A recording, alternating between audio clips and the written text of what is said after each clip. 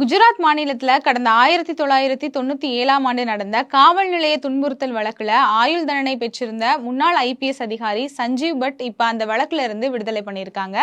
ஆனாலும் கூட இன்னமும் அவர் சிறையில தான் இருக்காரு. யார் இந்த சஞ்சீவ் பட்? கடந்த 2002ஆம் ஆண்டு குஜராத்ல நடைபெற்ற அந்த மத வன்முறையை இன்னைக்கு வரைக்குமே இந்தியாவில் இருக்கக்கூடிய யாராலுமே மறக்க முடியாது. அந்த காலகட்டத்தில் எத்தனையோ ஆயிரக்கணக்கான அப்பாவி மக்கள் அந்த கலவரத்துல இறந்து போனாங்க.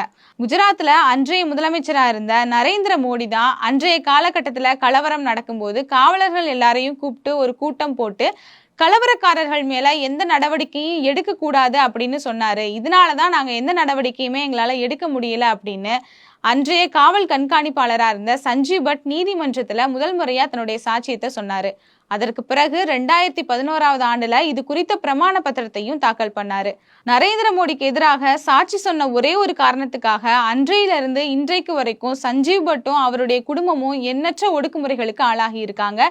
கடந்த 2018ஆம் ஆண்டுல இருந்து இப்ப வரைக்கும் சஞ்சீவ் பட் சிறையில தான் இருக்காரு.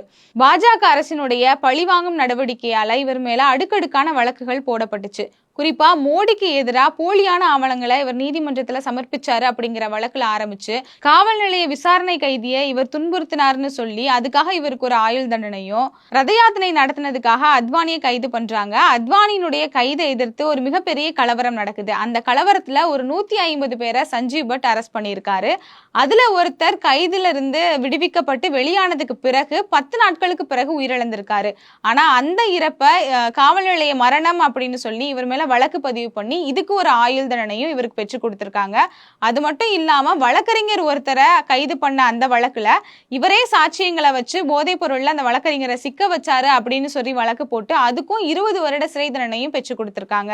இப்படி இவர் மேல 2 ஆயுள் தண்டனையும் ஒரு 20 ஆண்டு சிறை தண்டனையும் விதிச்சு இவர் வெளியிலேயே வர முடியாத அளவுல பாஜக அரசு இன்னைக்கு வச்சிருக்கு.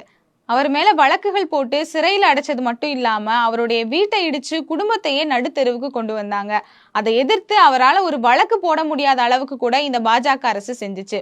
அப்படி அவர் சிறையில இருந்த காலகட்டத்துல தன்னுடைய குடும்பத்துக்கு ஒரு உருக்கமான கடிதம் ஒன்றை எழுதியிருந்தாரு. டன்கணக்கான அன்பு மற்றும் நன்றியுடன் தொடர்ந்து வளையாத, வளைந்து கொடுக்காத மற்றும் அடிபணியாத சஞ்சீவ் பட் ஐபிஎஸ். இந்த கடிதத்தை நம்ம தீக்கதிர்ல கூட பதிவு பண்ணியிருக்கோம். அதுக்கான லிங்க் கூட கீழே கொடுத்துருக்கோம். வாய்ப்பு இருக்கிறவங்க பாருங்க.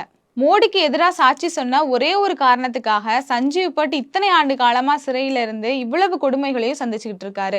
இப்படிதான் பாஜகவுக்கு எதிராக செயல்பட்டா யாரா இருந்தாலும் அவங்கள பழிவாங்கிறதுக்கு பாஜக எந்த எல்லைக்கு வேணாலும் போகும் அப்படிங்கிறது கடந்த காலங்கள்ல நமக்கு தெரிய வந்திருக்கு. குறிப்பா கௌரி லங்கேஷ் கல்புர்கியினுடைய படுகொலையா இருக்கட்டும், மறைந்த சமூக செயல்பாட்டாளர்களான ஸ்டேன்சாமி மற்றும் பேராசிரியர் சாய்பாபாவுக்கு ரொம்பவே கடுமையான சிறை தண்டனைகள் கொடுத்து தன்னுடைய பழிவாங்கும் நோக்கத்தை பாஜக தீர்த்துக்குச்சு. பாஜக அரசினுடைய இந்த மோசமான பழிவாங்கல் அரசியலுக்கு மக்கள் தான் முற்றுப்புள்ளி வைக்கணும்.